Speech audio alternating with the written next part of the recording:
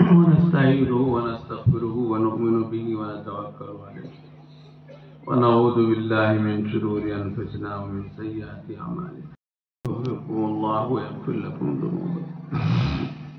بزرگوں دوستو، ہم لوگ اس وقت اس گاؤں کے ایک نومولود چند ہی ماہ پہلے وجود میں آنے والے مدرسے اور ادارے کے جلسے میں بیٹھے ہوئے. اس گاؤں کے رہنے والے مولانا عباس صاحب ثاقبی، جنہوں نے جامعہ عربیہ ہتھورا باندھا، جو حضرت مولانا قاری صدیق احمد صاحب باندھوی رحمۃ اللہ علیہ کا قائم کردہ ادارہ ہے، اور جس میں ایک لمبے عرصے سے پڑھنے پڑھانے کے کام میں لگا ہوا ہوں. یہ وہاں سے فارغ ہیں. اللہ تعالیٰ نے ان کو حوصلہ دیا پڑھنے کے بعد اسی کام میں لگنے کا. اللہ کا فضل ہے کہ باوجود اس کے کہ ایک طبقہ ان مدرسوں کو بے سود بتاتا ہے، ایک طبقہ یہ کہتا ہے اور سوچتا ہے کہ مدرسے میں ملنے والی تنخواہ سے کیا ہوگا، اور بھی بہت سے حالات پیش آتے ہیں. مدرسوں میں پڑھنے والے چاہے جتنے قابل اور فاضل ہوں، دارالعلوم دیوبند ہو، ندوہ ہو، ان اداروں کی ڈگری کی وہ حیثیت نہیں ہے جو بورڈ کے مدرسوں کی ہے، مثلا جو دیگر تعلیمی اداروں کی ہے، جس کی وجہ سے تمام تر قابلیت کے باوجود کوئی نوکری اس قسم کی نہیں مل پاتی جیسے یونیورسٹیوں میں عربی پڑھنے والوں کو ملتی ہے، فارسی پڑھنے والوں کو ملتی ہے، دوسروں کو ملتی ہے. اس سب کے باوجود ہمارے مدارس سے جو بچے پڑھ کر نکل رہے ہیں، حافظ بن کر، قاری بن کر، عالم بن کر، ایک تعداد ان کی یہ ہمت کر رہی ہے کہ اسی کام میں لگے، اور پھر اس میں ایک شکل تو یہ ہوئی کہ کوئی کام کرتا ہوا ادارہ ہے، وہاں سے جڑ گئے، وہاں ملازمت کر لی، وہ مضبوط ہے، ایک عرصے سے کام کر رہا ہے. تنخواہ تو وہاں بھی بہت زیادہ نہیں ہوتی جیسے دوسری لائن میں ہوتی ہے، لیکن ایسے کسی ادارے میں جڑ جاتے ہیں، جیسے مولانا عباس صاحب بھی جڑے رہے، لگے رہے. لیکن کچھ لوگوں میں مدرسے کے ماحول میں جو کچھ سنتے ہیں، سامنے آتا ہے، اس کی بنا پر یہ حوصلہ کرتے ہیں کہ ہم اپنے علاقے میں کام. حضرت عیسیٰ کو بغیر باپ کے پیدا کیا، وہ کسی چیز کا محتاج نہیں، جو چاہے جو فیصلہ ہو، اور جب وہ چاہتا ہے تو بس کن سے سب ہو جاتا ہے. لیکن اس دنیا کا نظام ایسا ہی بنایا. انسان بڑھے گا، چلے گا، شادی بیاہ کے ذریعے یا شادی بیاہ والے تعلقات کے ذریعے۔ انسان کو روزی روٹی ملے گی محنت کر کے، بھاگ دوڑ کر کے، جیسا کہ ہم دیکھ رہے ہیں۔ وہ چاہے تو اس سب کے بغیر دے سکتا ہے، روز پیسہ جیب میں نکلے، روز کا خرچ روزانہ تکیے کے نیچے نکلے، روزانہ صبح و شام 2 مرتبہ کھائیں یا 3 مرتبہ کھائیں، ٹفن اترے، چائے بھی ہو، کافی بھی ہو، دوسری بھی چیزیں ہو، بارش برسات کر دے، کوئی کمی ہے؟ سارا نظام ایسے ہی چلتا ہے۔ وہ تو جب اس کی مشیت ہوتی ہے تو سونا برساتا ہے اوپر سے۔ صحیح حدیثوں میں آیا ہے، حضرت ایوب علیہ السلام غسل فرمائے، اتنے میں اوپر سے سونے کی ٹڈیاں گرنے لگی۔ ٹڈی جانتے ہیں؟ اب تو ختم ہو گئی، ابھی لاک ڈاؤن کے زمانے میں بہت دنوں کے بعد ہندوستان میں چرچا ہوا ٹڈیوں کا، بہت دنوں کے بعد۔ پہلے بہت آیا کرتی تھی، اڑا کرتی تھی، زمین سے آسمان تک اڑتی ہیں، ایسے کرو گرا لو، تو سونے کی ٹڈی گرنے لگی۔ انہوں نے جلدی جلدی اپنے کپڑے میں ان ٹڈیوں کو سمیٹنا شروع کیا، تو اللہ تعالیٰ کی طرف سے کہا گیا، ایوب یہ کیا ہو رہا ہے؟ ہم نے تو تم کو دنیا سے بے نیاز بنایا ہے، تم نبی ہو،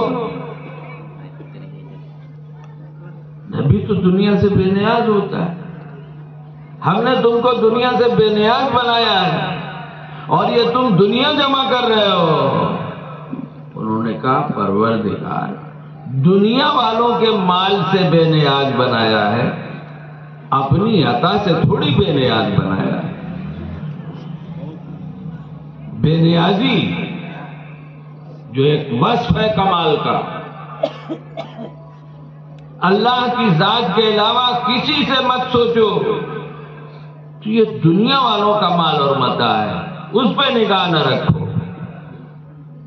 لیکن اللہ سے تو مانگا جاتا ہے، اور اللہ جب دے گا تو لینا ضروری ہو جاتا ہے، اس لیے کہ اللہ دے رہا ہے، ہم نہیں لیں گے تو یہ ایسے ہی ہے جیسے کوئی حاکم وقت کسی کو کچھ دے رہا ہو اور وہ انکار کر دے لینے سے۔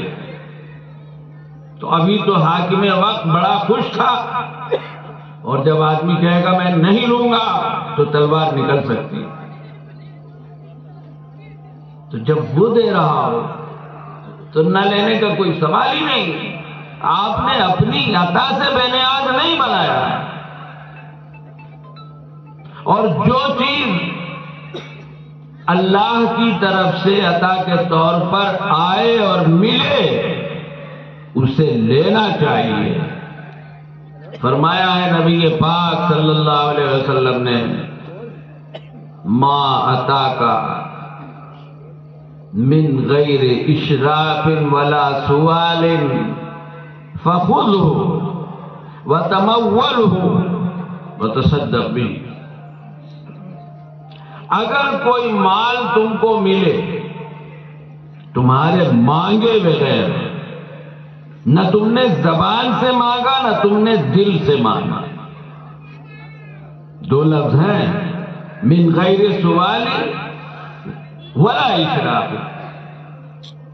سوال زبان سے مانگنا، اشراف دل سے مانگنا، یہ کچھ دے دے، یہ کچھ دے دے، دل میں ہے زبان میں نہیں ہے۔ بات وہی ہو گئی، دوسروں سے طلب چاہے زبان سے ہو چاہے دل سے ہو۔ پرانے زمانے میں، اب میں نہیں جانتا، تبلیغی ہدایات میں یہ بات شامل تھی کہ 4 چیزوں سے بچنا: اسراف سے، سوال سے، اور دوسرے کا سامان بغیر اجازت استعمال سے۔ بڑی قیمتی ہدایتیں تھیں جو دی جاتی تھی۔ تو حضور صلی اللہ علیہ وسلم نے فرمایا کہ اگر کوئی چیز ملے، حضرت عمر رضی اللہ تعالیٰ عنہ کو آپ نے کچھ دیا، انہوں نے کہا اللہ کے رسول میرے پاس ہے، مجھے ضرورت نہیں ہے، کسی ضرورت مند کو دے دیجیے۔ تو آپ نے ان سے فرمایا تھا کہ عمر جب کوئی چیز مانگے بغیر ملے تو لے لو، اسے اپنا سرمایہ بناؤ، آگے تمہاری مرضی، جی چاہے رکھو، جی چاہے صدقہ کر دو، تمہیں نہیں ضرورت ہے لیکن اللہ نے دے دیا، دوسروں کو دے دو، انکار مت کرو، انکار مت کرو، اللہ کی عطا سے انکار نہیں کیا جا سکتا۔ تو بات یہ ہو رہی تھی کہ یہ جو عالم اسباب ہے اس میں اللہ نے نظام بنایا، اسے نبیوں کو بھیجنے کی ضرورت نہیں تھی ہدایت کا نظام چلانے کی، اسے کتابیں اتارنے کی ضرورت نہیں تھی ہدایت کا نظام چلانے کے لیے، لیکن اس کے مسئلے کہ اس نے نبی بھی بھیجے، کتابیں بھی بھیجی، کتابیں بھی بھیجی، نبی بھی بھیجا، کوئی کتاب بغیر نبی کے نہیں بھیجی۔ یہ تو ہو سکتا ہے کہ نبی کوئی نئی کتاب نہ لایا ہو، پرانی کتاب اس کے حوالے کر دی گئی ہو، کیونکہ کتاب ہی کے ذریعے اللہ نے اپنی ہدایتیں ہم کو بتائی، لیکن یہ نہیں ہو سکتا کہ کوئی کتاب بغیر نبی کے ہو، اس لیے کہ کتاب کو پہنچانا بھی ہے، سمجھانا بھی ہے اور کر کے دکھانا بھی ہے۔ نبی کا ایک کام کتاب پہنچانا،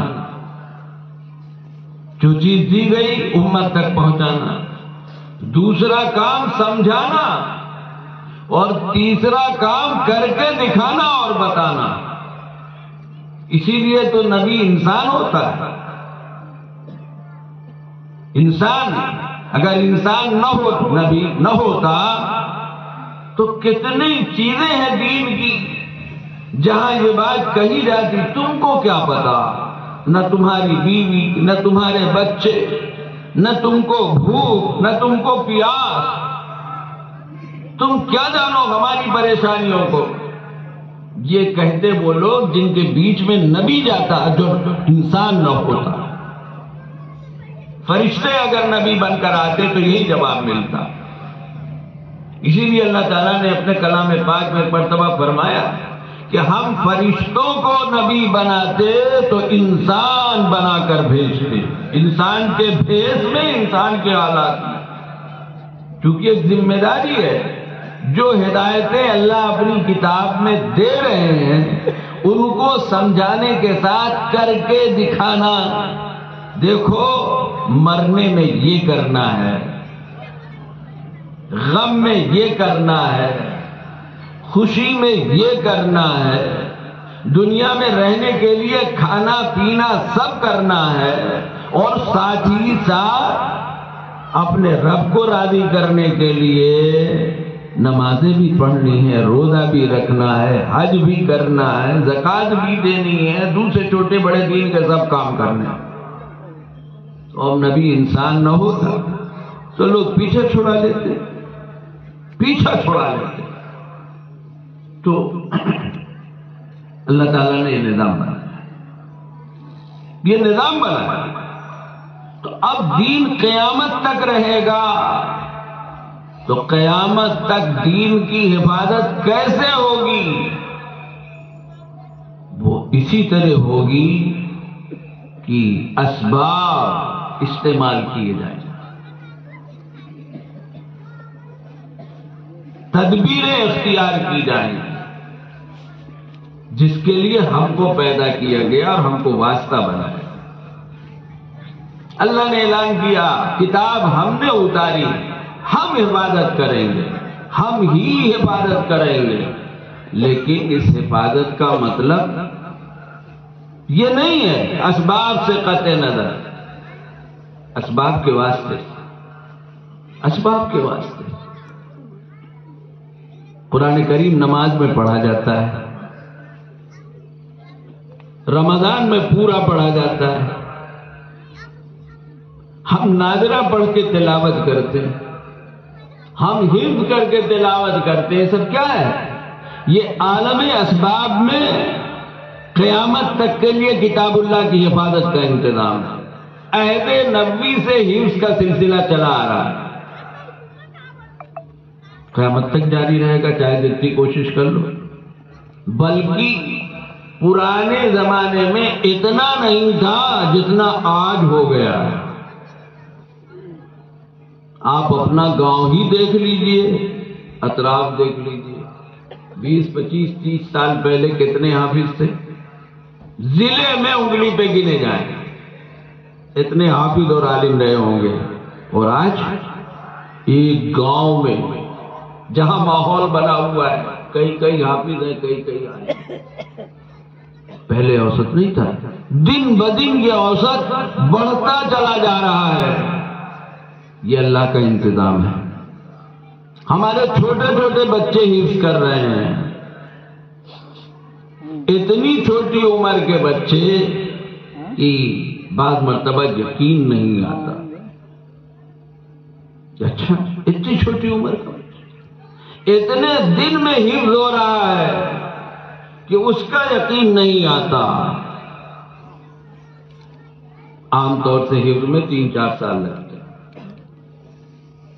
لیکن بعض بچے 2 سال، بعض 1.5 سال، بعض 1 سال، بعض 6 مہینے میں۔ یہ نہ کہیے پہلے ہوتا تھا، آپ خالی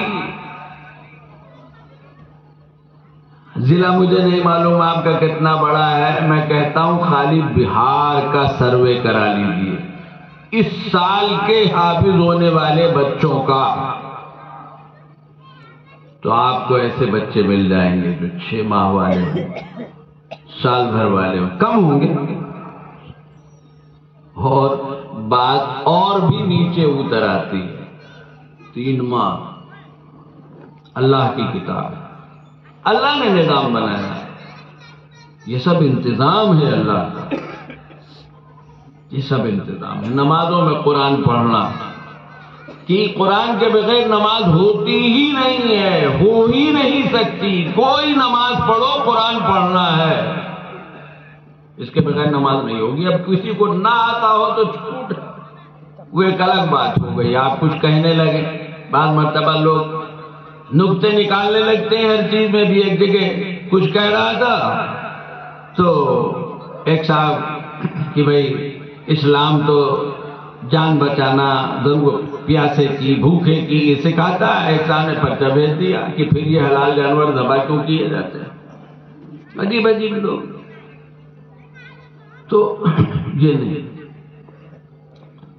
نظام ہے اللہ، قرآن کے بغیر نماز نہیں ہو سکتی۔ جو نماز پڑھے لازم ہے کہ قرآن سیکھے، نماز سیکھے گا تب تو نماز پڑھے گا، اور نماز سیکھنے میں جیسے وضو داخل ہے، تیمم داخل ہے، غسل داخل ہے، ایسے ہی قرآن بھی داخل ہے۔ اتنا قرآن تو جاننا پڑے گا آپ کو، فرض ہے، فرض عین ہے، جس کے بغیر نماز نہ ہو سکتی۔ اللہ نے نظام بنا دیا، ماہ مبارک میں 30 روزوں کے ساتھ رات کی ایک نماز دے دی، اور اس میں نظام بنا دیا کم سے کم 1 پارہ روز پڑھنے کا۔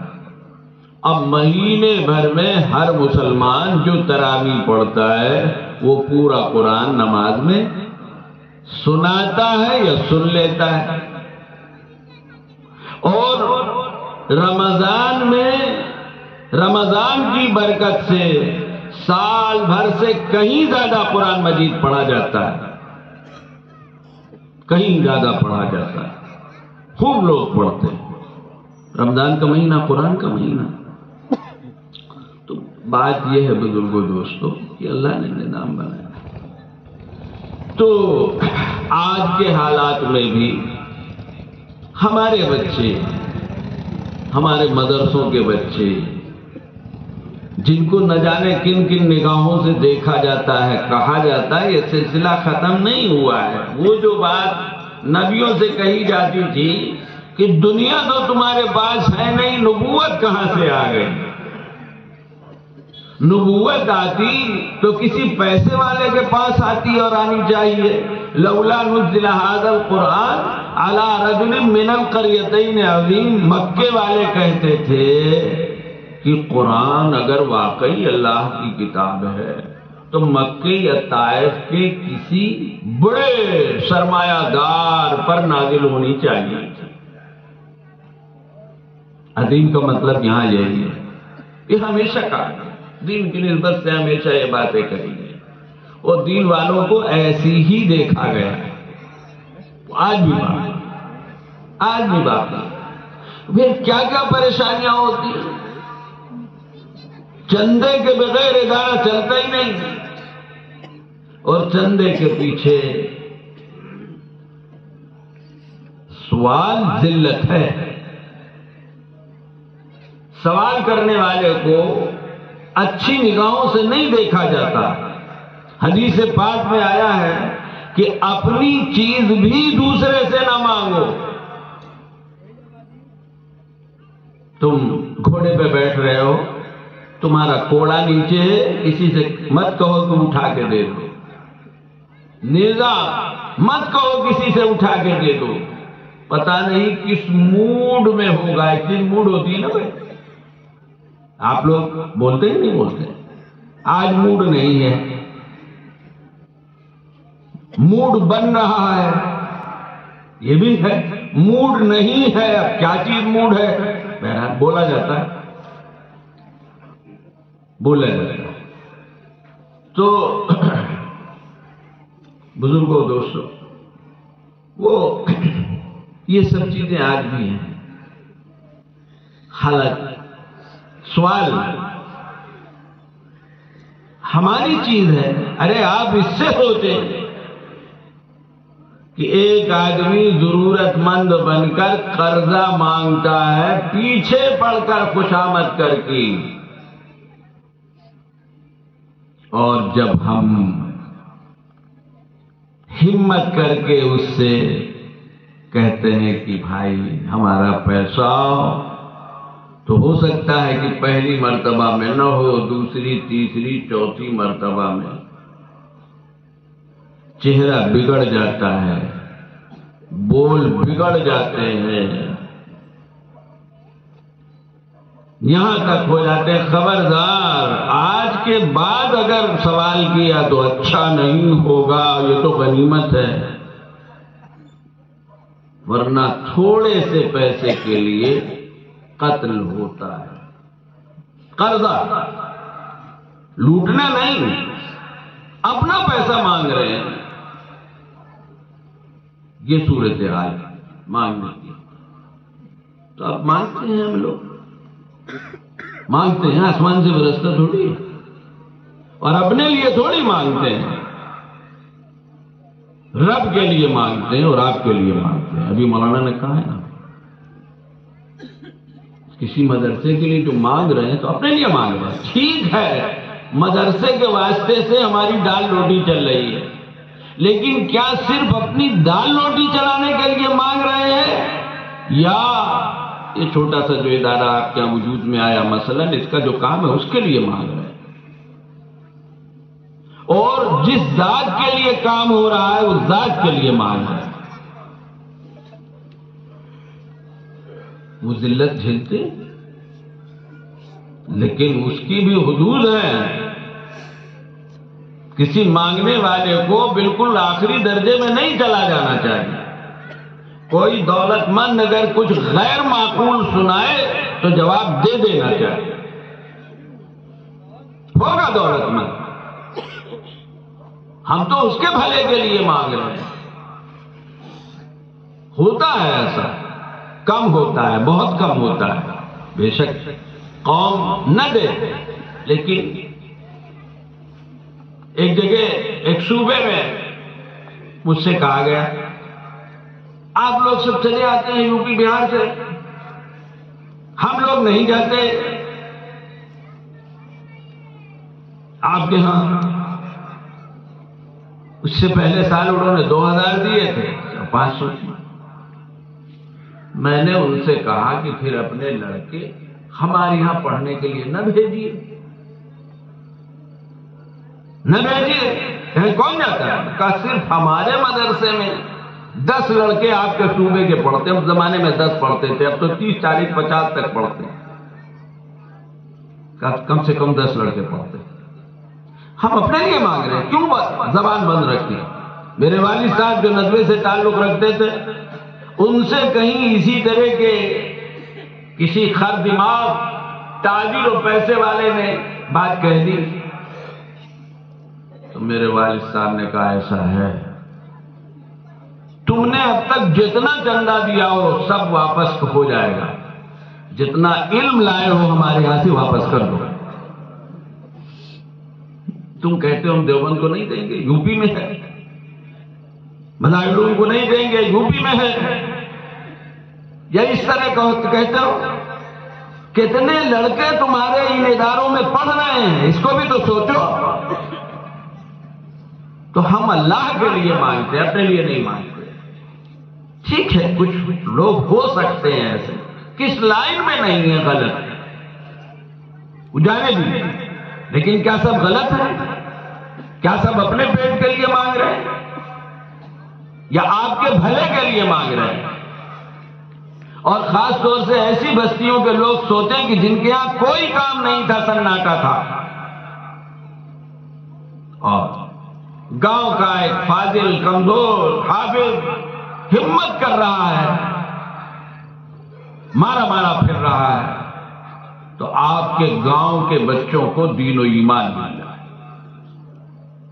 یہ مدرسے اسی لیے تو ہیں نا بھائی، یہ مدرسے اسی لیے. ہمارے یہاں کا پڑھا ہوا ایک طالب علم ملا، کیا کر رہے ہو بھائی؟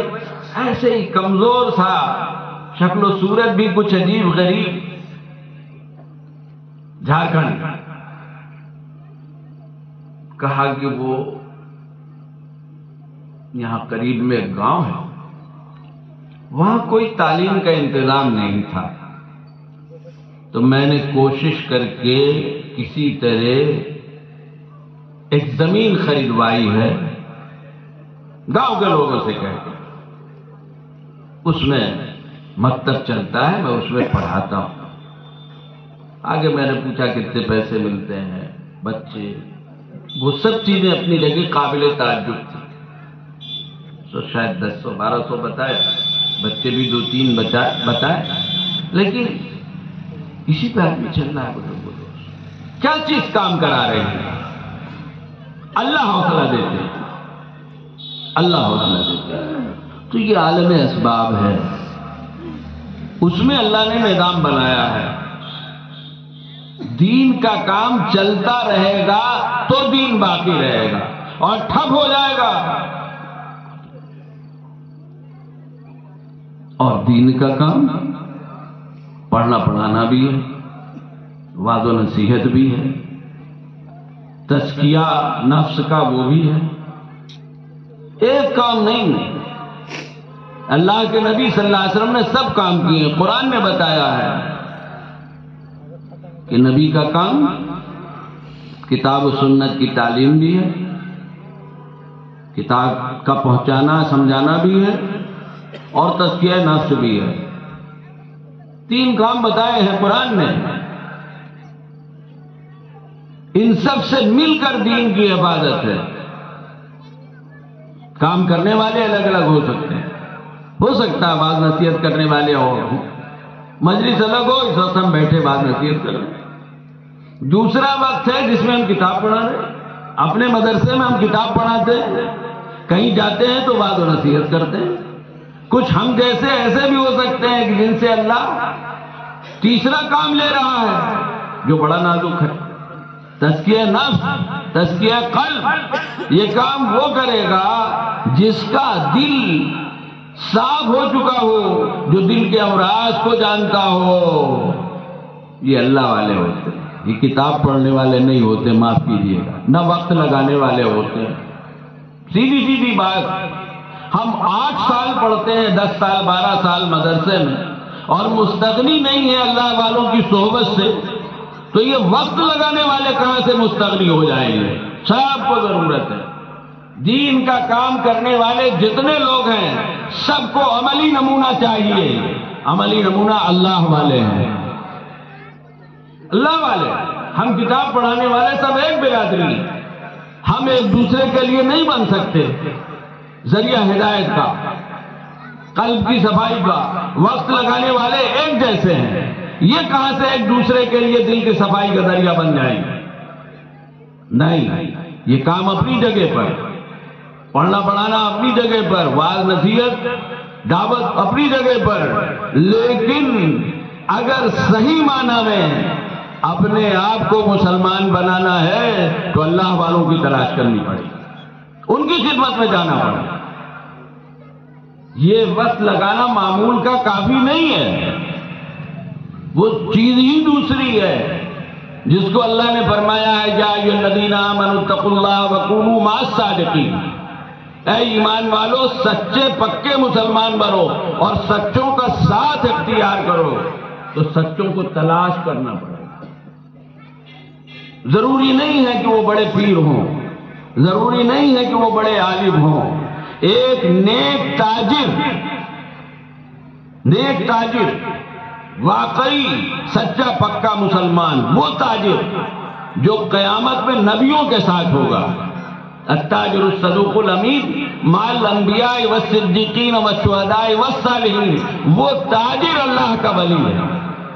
آپ خود سوچئے کہ جس تاجر کا یہ مقام ہو کہ قیامت میں نبیوں کے ساتھ رہے گا، صدیقین و شہداء و صالحین کے ساتھ رہے گا، اللہ کیا اس کا کتنا بڑا مقام ہے۔ ایسے تاجر تلاش کیجیے، اسے کم ملیں گے، محنت کرنی پڑے گی۔ یہ معمول کے جو ہمارے کام ہیں یہ کافی نہیں ہے، معاف کیجیے گا۔ وہ اللہ نے نظام بنایا، اس طرح نظام چل رہا ہے۔ پڑھنے پڑھانے کی شکلیں پیدا ہوتی رہیں، دین کا کام، وعظ نصیحت، مسلمانوں کی اصلاح، ان کے اندر پائی جانے والی کمیاں اور کمزوریاں، یہ کام ہمیشہ ہوا ہے،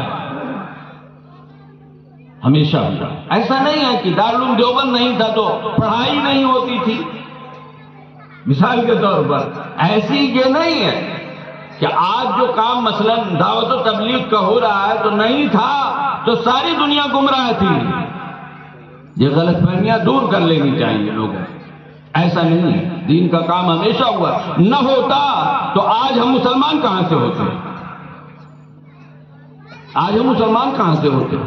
100 سال پہلے کے مسلمان ہمارے باپ دادا کہاں سے ہوتے اگر دین کا کام نہ چل رہا ہوتا؟ 200-300 سال پہلے کہاں سے پائے جاتے؟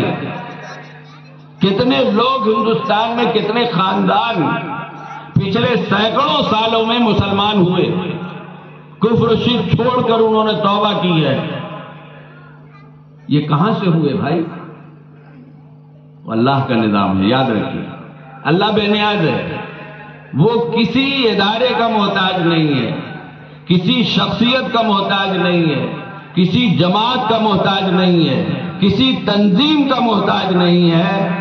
وہ اس کے نظام میں کام ہے، کام وہ اپنے بندوں کو توفیق دیتا ہے۔ اللہ کے بندے کام کرتے رہے ہیں اور کرتے رہیں گے قیامت تک۔ حدیث ہے، مشہور حدیث ہے، فرمایا نبی پاک صلی اللہ علیہ وسلم نے، اللہ تعالیٰ ہر 100 سال پر ایسے آدمیوں کو پیدا کرے گا جو دین کی تجدید کریں گے،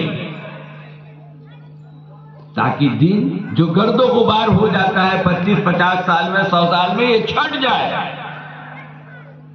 اس لیے تجدید ہوتی. تجدید کا یہی مطلب ہے. ہمارے علماء سے اللہ تعالیٰ نے اس دنیا میں اس ہندوستان میں اور دین کا کام کرنے والوں سے یہی کام لیا ہے کہ گرد و غبار چھانٹ دیا.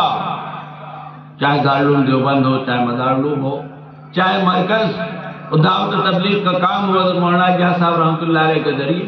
اور ملک بھر میں تلاش کیجئے، آپ کو ہر علاقے میں ایسے لوگ ملیں گے کہ جو چراغ جلا گئے. آپ کا ضلع، یہ ضلع تو دوسرا ہے، چھپرا ضلع میں آنا ہوا میرا. ایک بستی، اب ان اضلاع کا کچھ عجیب و غریب حال ہے. اللہ تعالیٰ فضل فرمائے. ظاہر ہے کہ جب جہالت ہوتی ہے، کچھ اور چیزیں ہوتی تو کمزوریاں ہوتی. تو ایک بستی میں خدائی بات نماز پڑھی. بات آئی کہ چاروں طرف تو کچھ اور ہے، اس بستی میں کچھ اور ہے. تو میں نے کہا کہ بھائی اگر اس بستی میں کچھ اور ہے تو اس کا مطلب ہے کہ یہاں کچھ اللہ والے آتے جاتے رہے، بغیر اس کے نہیں ہو سکتا. تو کسی نے کہا ہاں، حضرت مولانا عبد الرحمان صاحب رحمۃ اللہ علیہ، امیر شریعت خامس غالباً کے سازش، وہ آتے جاتے تھے. بزرگوں دوستوں، اللہ اسی طرح کام لیتا ہے.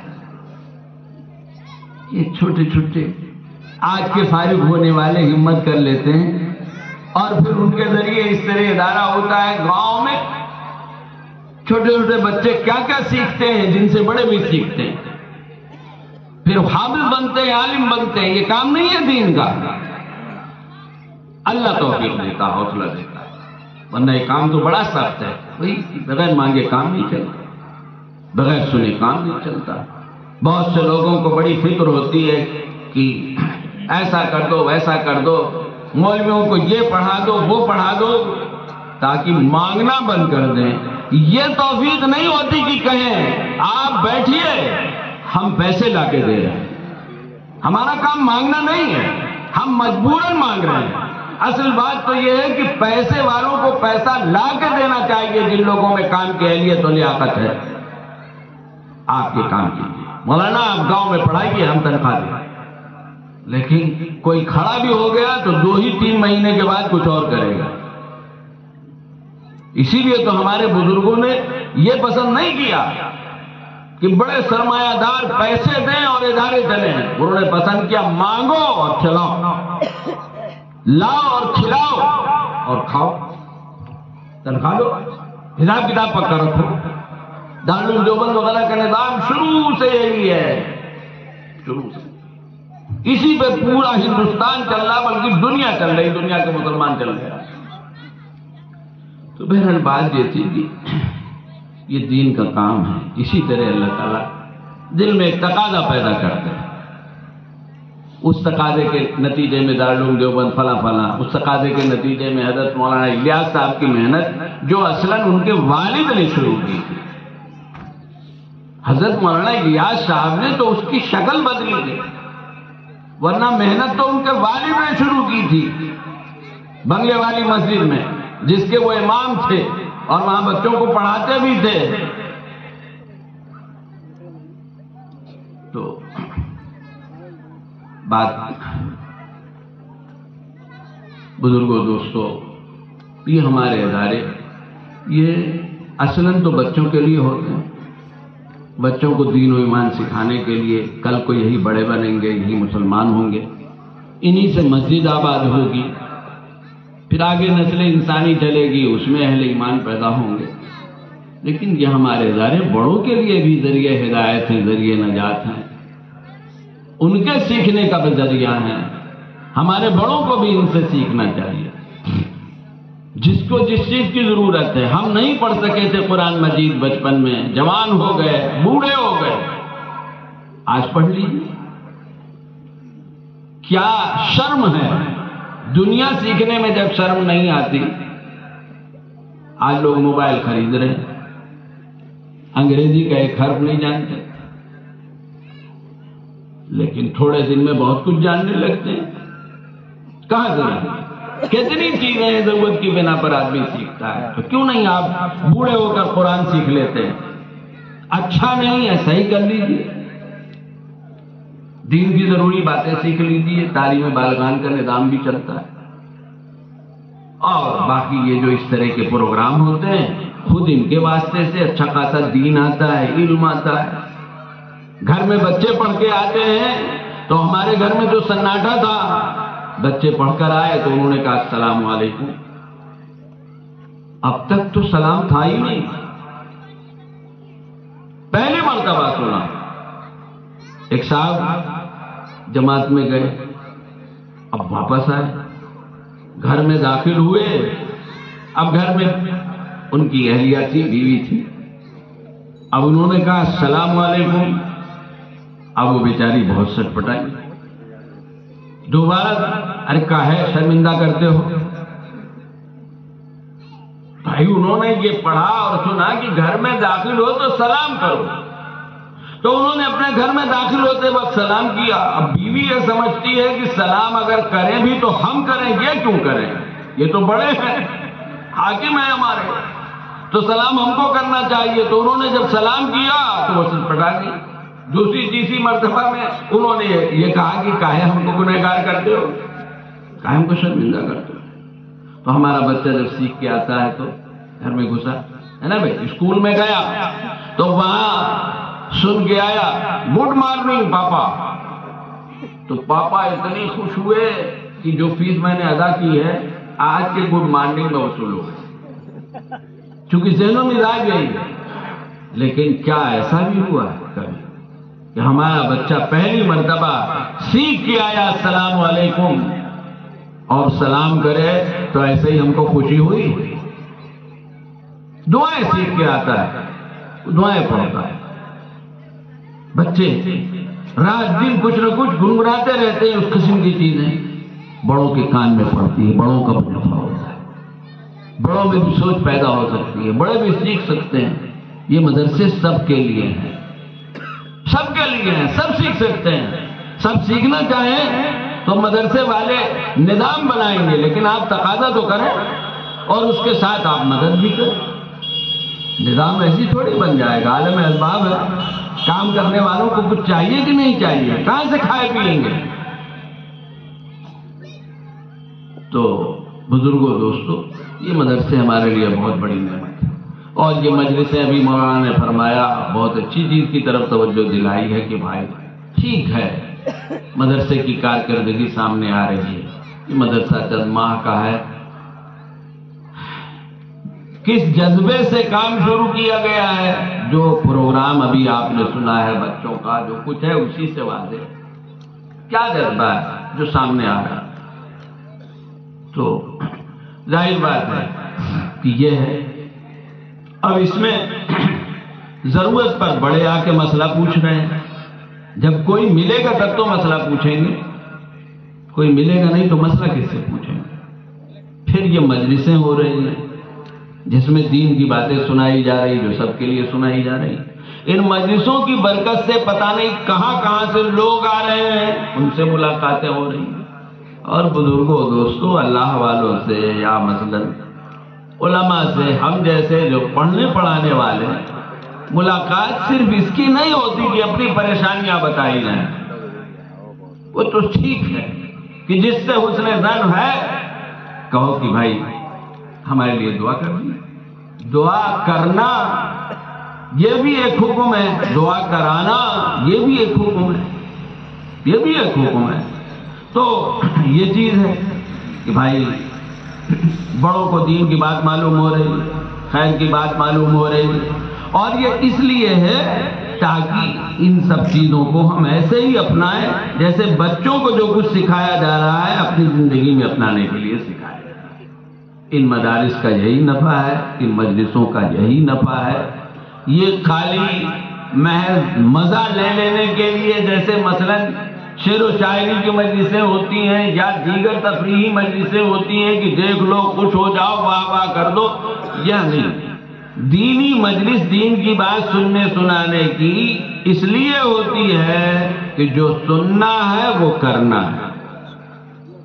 جو سننا ہے وہ ماننا ہے، اس کو اپنی زندگی میں اتارنا ہے۔ قرآن اسی لیے دیا گیا ہے، قرآن کا پڑھنا پڑھانا اسی لیے ہے تاکہ قرآن کے مطابق ہماری زندگی ہو۔ اللہ تبارک تعالیٰ ہماری مجلسوں کو، ان کوششوں کو قبول فرمائے، اور یہ ادارہ جو بہرحال کچھ حوصلہ مند ہیں، ان لوگوں کے حوصلے سے شروع ہوا، اور یقیناً اس میں بستی والوں کے تعاون کا دخل ہے۔ ایک بڑا تعاون تو ان اداروں کا یہ ہوتا ہے کہ آدمی اپنے بچوں کو پڑھنے کے لیے بھیجے، خود اپنا فائدہ حاصل کرے، پوچھے سمجھے، اور پھر اس کے آگے تعاون ہے گھر کے نظام کے لیے، دال روٹی اور روپے پیسے کی ضرورت ہوتی ہے، تو یہاں جو نظام ہے اس کو بھی تو ضرورت ہے۔ ہونا یہ چاہیے کہ مانگے بغیر ضرورت کا احساس کر کے اپنے حوصلے سے مدد کی، اور بات اگر مانگنے کی ہے، کہنے کی ہے کہ بھائی اس کار خیر میں آپ لوگ شریک ہو جائیے، تب تو بدرجہ اولا لبیک کہنا چاہیے، اور اپنی بستی میں ایسے نظام کی قدر کرنی چاہیے۔ یاد رکھیے، دین و ایمان کی حفاظت اگر مقصود ہے تو مسجد بھی چاہیے، مکتب بھی چاہیے۔ ہر مسلم بستی میں دونوں چیزیں چاہیے، تب تو صحیح طور پر دین و ایمان باقی رہے گا۔ اور خاص طور سے تعلیم بہت اہم ہے، یاد رکھیے، تعلیم نہیں ہے تو تمام فتنے ہیں جو شکار کرنے کو تیار کھڑے ہیں۔ تعلیم ہوگی تو نمازی تیار ہوں گے گاؤں میں، اور پھر وہ مسجد کو آباد کریں گے، اور تعلیم نہیں ہوگی تو چاہے جتنی قیمتی آپ مسجد بنا دیجئے، 25-50 سال میں، 75 سال میں، 100 سال میں خدا نخواستہ ویران ہو جائے گی۔ سنگ مرمر کی بنائی ہوئی مسجد، جیسے کہ گاؤں میں نمازی نہیں ہوں گے تو نماز کون پڑھے گا، اور جب دینی تعلیم نہیں ہوگی تو نمازی کہاں سے ہوں گے؟ اصلاً بچے ہیں جن کو ہمیں نمازی بنانا ہے، وہ تو بڑے ہو گئے نہیں سیکھ سکے، ٹھیک ہے، ان پر بھی محنت کیجیے۔ ہمیشہ اس کی توجہ دی گئی ہے عہد نبوی سے لے کر، اس کو ہمیں اہمیت دینی چاہیے۔ وآخر دعوانا